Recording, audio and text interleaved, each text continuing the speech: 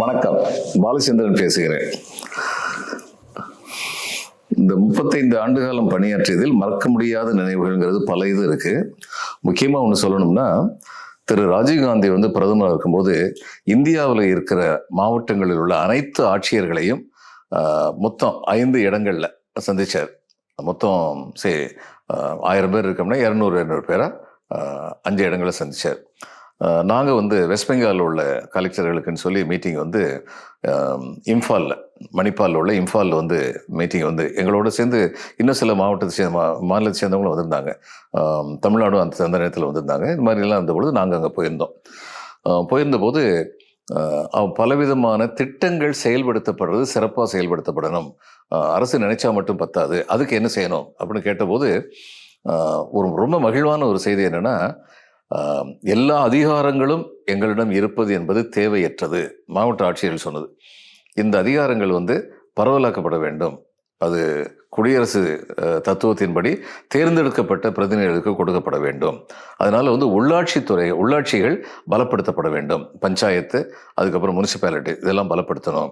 ஏன்னா இப்போ எங்ககிட்ட நான் ஒரு கலெக்டர் ஒரு இடத்துல போய் சேர்றேன், ஒரு 100 டியூபெல் போடணும்னு சொன்னால் ஓரளவுக்கு எனக்கு அந்த இடம் பரிச்சயமாக இருக்கலாம், ஆனால் முழுக்க எனக்கு தெரியாது.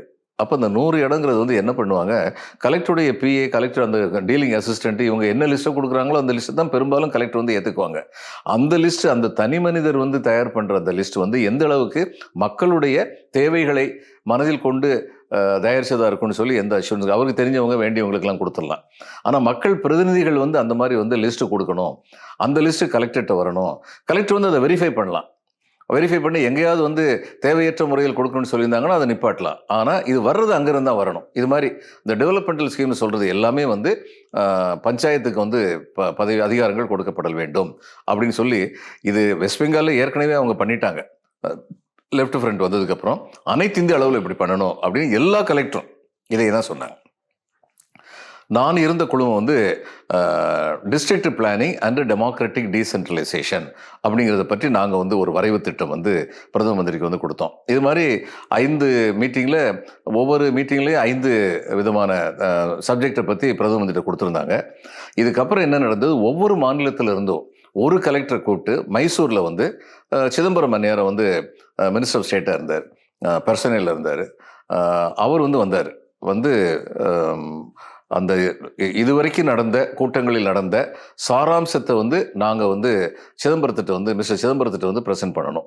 அப்போ என்னை தான் ப்ரெசென்ட் பண்ண சொன்னாங்க. அந்த எல்லா மாவட்ட ஆட்சியர்கள் சார்பாக நான் ப்ரெசென்ட் பண்ணும்போது நான் சொன்னேன், we need a new act. நம்ம பார்லிமெண்ட்டில் புதுசாக ஒரு ஆக்டை கொண்டு வரணுங்கிறது எங்களுடைய ஏகோபித்த குரலாக இருந்தது. அப்போ அந்த ஆக்டில் இந்தந்த அதிகாரங்கள் வழங்கப்படல் வேண்டும் அப்படின்னு சொன்னபோது திரு சிதம்பரம் சொன்னார், என்ன பாதி கிணறு தாண்டுறீங்க, இன்னும் அதிக அதிகாரங்கள் கொடுக்கலான்னு ஏன் சொல்லலைன்னு சொல்லி கேட்டார். சரியான கேள்வி. ஆனால் அந்நேரம் நாங்கள் சொன்னோம், பாதி கிணறு தாண்டல, பாதி வழி கடந்திருக்கோம். ஏன்னா முழு வழியும் கடந்து அது ரொம்ப புரட்சிகரமானதாக இருக்கும், செயல்படுத்த முடியாமல் போயிடும், பல விதங்கள் எதிர்ப்புகள் வரும். அதனால படிப்படியாக போகணும்னா ரொம்ப பெரிய படி எடுத்து வச்சிருக்கோம் அப்படிங்கிறது எங்களுடைய அபிப்பிராயம் அப்படின்னு சொன்னோம். ஒரு சில திருத்தங்களோட மத்திய அரசு அதை ஏற்றுக்கிட்டாங்க. பின்னாடி நாங்கள் ரிப்போர்ட்டு கொடுத்ததுக்கப்புறம் அதுதான் 73rd and 74th constitutional amendment, உள்ளாட்சிகளுக்கு அதிக அதிகாரம் வழங்குவதற்கு வகை செய்த நாடாளுமன்ற சட்ட திருத்தம், அரசியலமைப்பு சட்டத்தில் சட்ட திருத்தம். அது வரைக்கும் 2 டயர் தான் இருந்தது அரசுங்கிறது, ஒன்றிய அரசு, அதுக்கப்புறம் மாநில அரசு. 3rd டயர் இந்த பஞ்சாயத்துகள். அவங்கள கான்ஸ்டியூஷனல் அத்தாரிட்டி, அவங்களுக்கு 5 வருஷத்துக்கு ஒரு கண்டிப்பாக தேர்தல் நடத்தணும். அதுக்கு முன்னாடி 9 வருஷம் 10 வருஷம்லாம் தேர்தல் நடக்காமல் இருக்கும். இது எல்லாத்தையும் மாற்றி அமைச்சு பெண்களுக்கு 1/3 அதில் ரெப்ரசன்ட் கொடுக்கணும். இது மாதிரிலாம் வந்தது அப்போ தான் வந்தது.